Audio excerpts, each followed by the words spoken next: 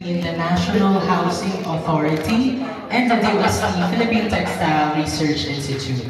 This is for the use of the 80,000 square meter portion free of charge for the use of the DOST DTRI Technology Center in Misamis Oriental or the Silk Research and Innovation Center.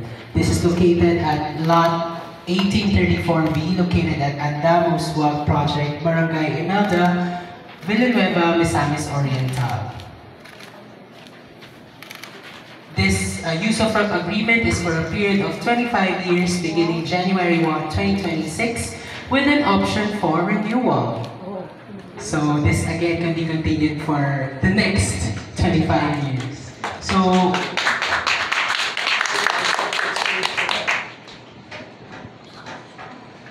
of course, we're honored to have Mayor Nancy Binay as our witness for the use of work agreement signing. Again, this agreement aims to solidify the partnership of DOST-PTRI and NHA in ensuring that the research, development, and the technical services for the Philippine silk industry is continued.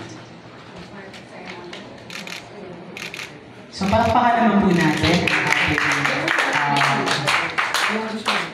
parties in continuing the support for the Philippine silk industry.